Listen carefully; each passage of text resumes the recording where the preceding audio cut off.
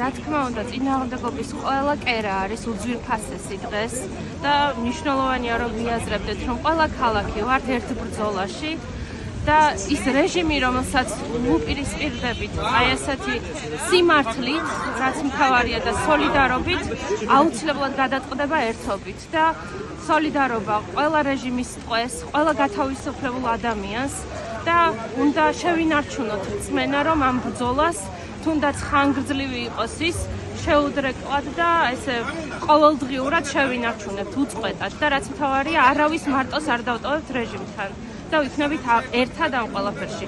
ქალაქებიდან ჩამოვედით, რადგან რა თქმა უნდა ჩვენ ვიცით, რომ მხოლოდ თბილისში არ არის წინააღმდეგობა, არის ბათუმში, არის ზუგდიდში, ფოთში და ყველაფერი ისე არ შუქდება, სრულყოფილად არ შუქდება და გვინდოდა რომ რაღაცნაირად ყველა ვინც ვართ წინააღმდეგობაში მთელი საქართველოს მასშტაბით ერთმანეთის ხმა გავიგონოთ და ერთმანეთის ბრძოლები დავინახოთ.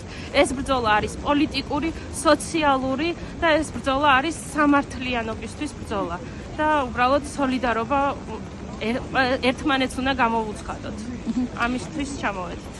ერთმანეთით ხნევდებით ჩვენ. ერთმანეთის გარდა არც არავინ არ გვყავს ჩვენ. მე მაგალითად ამ პროტესტში არც საგარეო პარტნიორების იმედად არ ვარ.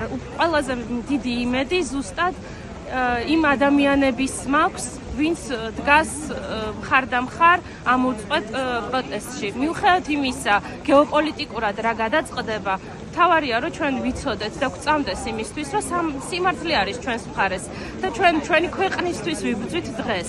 და რა თქმა უნდა, თბილისში ვიქნები, მე ძირითადად თბილისში ვარ ხოლმე, მაგრამ თბილისში ვიქნები თუ ზუგდიდში წავალ თუ ფოთში, იმის ცოდნა, რომ სადღაც სხვაგანაც გეოგრაფიულად თუმცა ერთად გავართ და ეს მთლიანობის განცდა არის უძვირფასესი და იცით, მადლობასაც არ ვიტყვი, იმიტომ რომ ეს ყველას ერთად გასაკეთებელი საქმეა. ამიტომ მადლობასაც არ ვეტყვი არავის. უბრალოდ უნდა ვიცოდეთ, რომ გააზრებული გქონდეს, რომ ეს არ არის მარტივი ბრძოლა და უბრალოდ უნდა ერთად ვიდგეთ ამაში. და ეს ზიანიც, მსხვერპლიც, ასე ვთქვათ, უნდა გავინაწილოთ, იმიტომ რომ ის ადამიანები, რომლებიც ახალ წელს ვერ შეხვდნენ თავისუფლებაში, ის ადამიანები, რომლებიც უკმაყურად დატოვეს ამ ახალ წელს, ხო?